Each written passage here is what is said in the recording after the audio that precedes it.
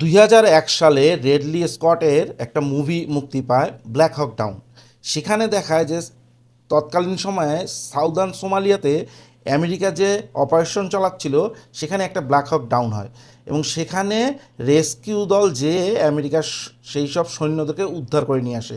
একটা দারুণ মুভি, চরম ব্লকবাস্টার একটা মুভি। সেই মুভিতে কিন্তু সফলতা দেখায়। বাস্তবে কিন্তু সেদিন 2001 সালের ওই সময় এই সাউদার্ন সোমালিয়াতে আমেরিকার সৈন্যরা রেস্কিউ করতে যেয়ে চরম মাইর খেয়েছিল এবং গত 48 ঘন্টায়ও কিন্তু ইরানে রেস্কিউ দল যে সফল উদ্ধার অভিযানের প্রচারণা চালাচ্ছে আমেরিকার মিডিয়া এবং আমেরিকার প্রশাসন এবং আমেরিকার জনগণ বা আমেরিকার president Donald Trump.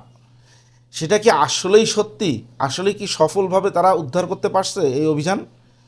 Donald Trump কিন্তু একদম গতকালকে বিশাল এক মানে রচনা লিখছে। সেই রচনাতে লিখছে কীভাবে রেস্কিউ অপারেশনটা সাকসেস হয়েছে এবং প্রমাণ করছে যে আমাদের মিলিটারি ক্যাপাসিটি কীরকম।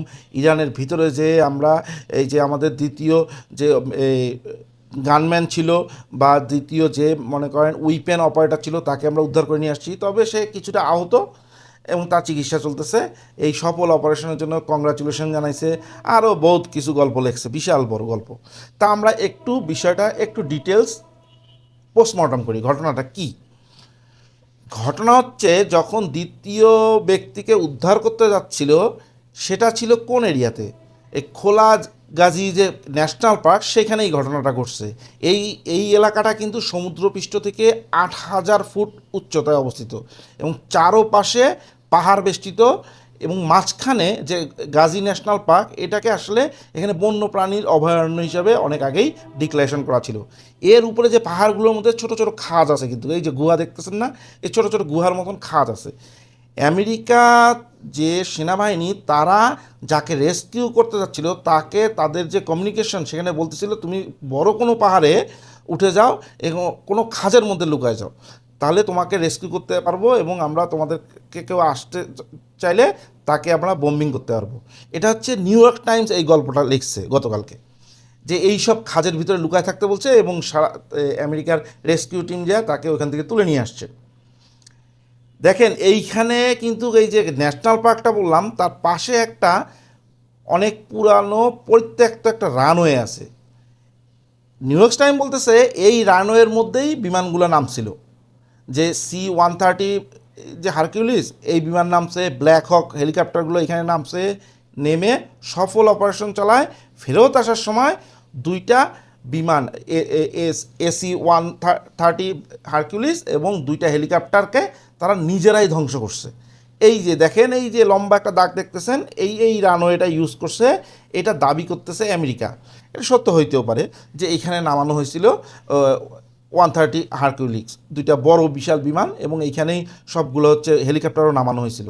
এই জায়গাটা বলতেছে, এই লম্বা দাগটাকে দেখেন। পাশে কিন্তু কৃষি ক্ষেতও আছে কতগুলা, এই ব্লকগুলো কিন্তু সব কৃষি ক্ষেত। ওই ওই ইরানের সাধারণ জনগণরা এখানে আবাদ করে। তার লম্বা দাগটা দেখতেছেন, ওইখানে নামাইছে। এই বর্ণনা দিচ্ছে হচ্ছে নিউ ইয়র্ক টাইমস। বাস্তবে ঘটনাটা আবার দেখেন, যদি ওইখানেই নামে এবং তারা ফেরত আসার সময় নিজেরাই ধ্বংস করে, তাহলে তো ওইখানেই বডি পার্টগুলো পড়ে থাকার কথা এই হারকিউলিস বিমানের এবং এই ব্ল্যাক হকের। কিন্তু এটা কিন্তু আরও অনেক দূরে এই এই মালসামানা দেখা যাচ্ছে, ধ্বংসস্তূপ দেখাচ্ছে। এবং ধ্বংসস্তূপ যেভাবে দেখাচ্ছে সেটা হচ্ছে ভিডিও করতেছে, সেটা কিন্তু আমেরিকার সেনাবাহিনী নিজেরা করলে এতটা ছড়ায় ছিটায় থাকতো না এবং অনেক অঞ্চল জুড়ে থাকতো না। তাতে কিন্তু একটা সন্দেহ দানা বাঁধতেছে এবং এটা বিশ্বের সমর বিশেষজ্ঞরাই বলছে। এবং কিছু ফুটেজ দেখা যাচ্ছে যে এই রানওয়ে থেকে অনেক দূরে এই ঘটনাটা ঘটছে। স্বয়ং আমেরিকারও কিন্তু অনেক বিশেষজ্ঞ এটা নিয়ে এখন প্রশ্ন তোলা শুরু করছে যে আসলে এই ঘটনাটা কী ঘটছে। এবং দুইটা হারকিউলিসের মতন বিমান, এক একটা বিমানের দাম $100 মিলিয়ন প্লাস, দুইটা ব্ল্যাক হক হেলিকপ্টার, তারপরে যেটা উদ্ধার করতে গেছে সেটা তো ক্রাশ হয়েছে, তারপরে A-10 মতন একটা বিমান ধ্বংস হয়েছে এই উদ্ধার অভিযানে। এতে কি যারা এই প্লেনগুলো চালাচ্ছিল, যে হেলিকপ্টারে যারা ছিল, তারা কি আসলে অক্ষত আছে? এটা নিয়ে কিন্তু কোশ্চেন আসছে। ইরানের স্বায়ত্তশাসিত একটা মিডিয়া তাসনিম নিউজ এজেন্সি, তারা কিন্তু বলতেছে গল্প আর একটু ভিন্ন। সেখানে কিন্তু একজন বর্তমান আইআরজিসির একজন সিনিয়র কর্মকর্তাকে তারা জিজ্ঞাসা করছিল যে ঘটনাটা কি, আসলেই কি দ্বিতীয় ব্যক্তিকে নিয়ে যেতে পারছে, মানে যে A-15 ঈগলের যে গানম্যান ছিল, অথবা কেউ বলে ওটাকে হচ্ছে ফায়ার অপারেটর বা কেউ বলে গান অপারেটর, তাকে কি উদ্ধার করতে পারছে? তখন তিনি কিন্তু খুব একটা টেকনিক্যাল বা কূটনৈতিক অ্যান্সার দিছে, সেটা হচ্ছে এখানে দ্বিতীয় ব্যক্তিকে তারা উদ্ধার করতে পারছে বা দ্বিতীয় ব্যক্তি সম্বন্ধে আমি কিছু বলবো না খোলামেলা, কিন্তু ভবিষ্যতে এই ঘটনা নিয়ে আমেরিকাতে একটা বড় স্ক্যান্ডালের মুখোমুখি হইতে হবে বর্তমান ট্রাম্প প্রশাসনকে। তার মানে বুঝতেছেন কি ইঙ্গিত দিচ্ছে, এবং বলতেছে যে তারা আংশিক সত্য বলতেছে, তার মানে হচ্ছে তাকে আসলে কি জীবিত নিয়ে গেছে নাকি মৃত অবস্থায় নিয়ে গেছে। গালিভাব যে ওদের স্পিকার, সে কিন্তু আবার এখানে মজা নিচ্ছে, মজা নিয়ে বলতেছে যে এই ধরনের সফল অপারেশন আজ যদি 3টা করো তাহলে আমেরিকা ধ্বংস। তোমরা যে সফল বলতেছো, এরকম 3টা যে অপারেশন, এরকম সফল অপারেশন আমেরিকা করতে পারো, রেস্কিউ অপারেশন, তাতেই আমেরিকার সৈন্যবাহিনী শেষ। বুঝতেছেন বিষয়টা? এবং সবচেয়ে মজার বিষয় যে আমেরিকার প্রাক্তন একজন মন্ত্রী সে দাবি করতেছে যে এভাবে আমরা আমাদের চোখের সামনে আমেরিকার অধপতন দেখতে হবে সেটা কখনো কল্পনা করিনি।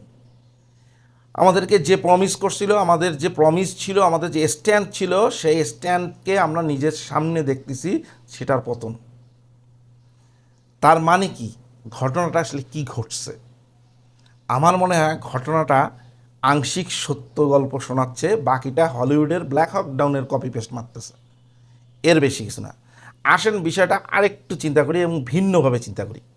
এই যে গত 37 দিন থেকে যুদ্ধ চলতেছে, এই যুদ্ধে কিন্তু এখন পর্যন্ত একটা জিনিস প্রমাণিত, সেটা হচ্ছে আমেরিকা যা বলতেছে বেশিরভাগ সময় তা মিথ্যা প্রমাণ হচ্ছে, এবং এখন পর্যন্ত ইরান যা বলতেছে তা কিন্তু সত্য বলতেছে।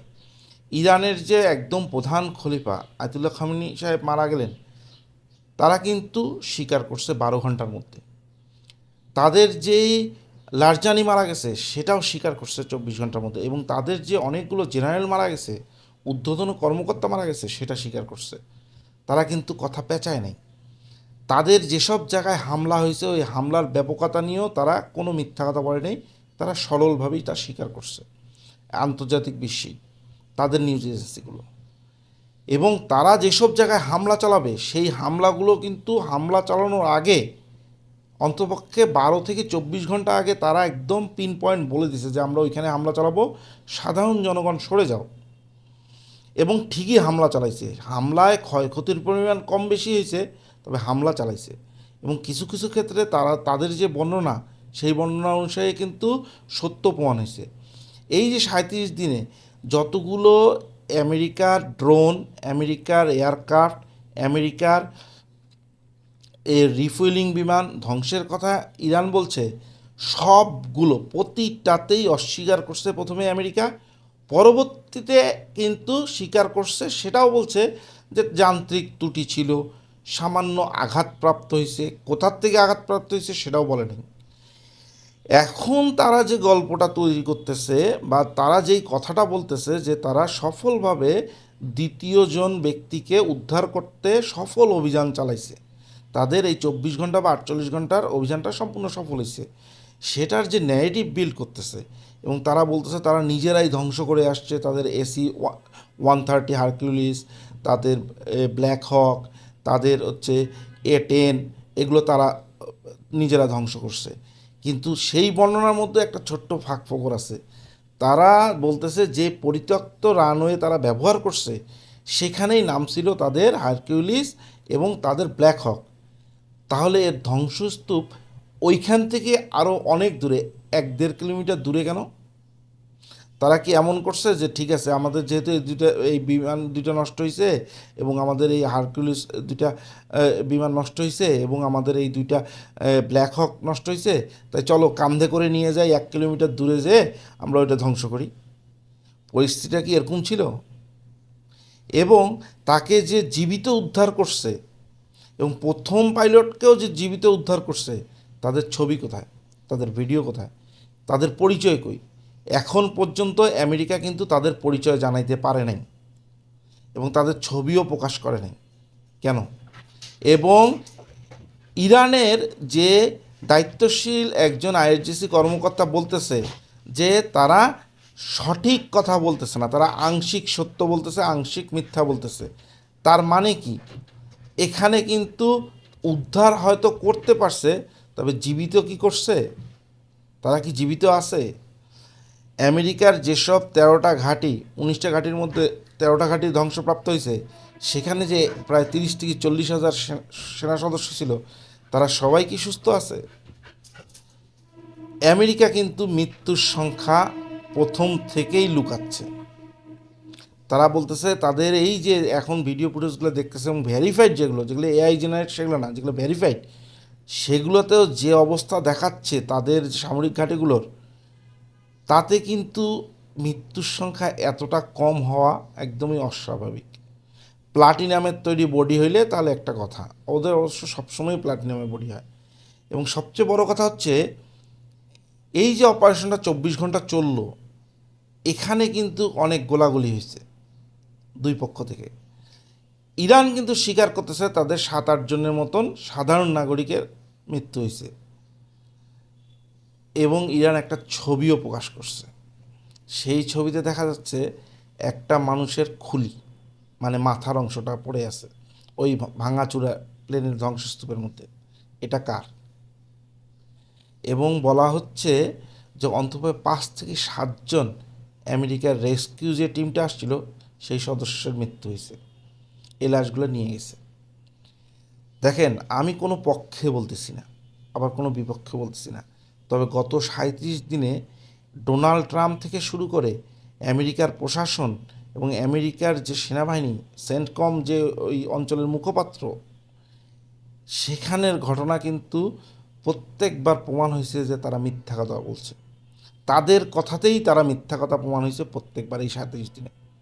তাহলে এটা যে সফল অপারেশন, নাকি আমেরিকা এই যে 2টা AC-130 হারকিউলিস, 2টা ব্ল্যাক হক, 2টা ড্রোন, একটা A-10 বিমান, এগুলো যে এত অস্ত্র হারাইলো যার বাজার মূল্য ন্যূনতম $1 বিলিয়ন, এবং সকল সৈন্য যে অক্ষত ফিরছে, এটা কি আপনার কাছে বাস্তবসম্মত মনে হয়?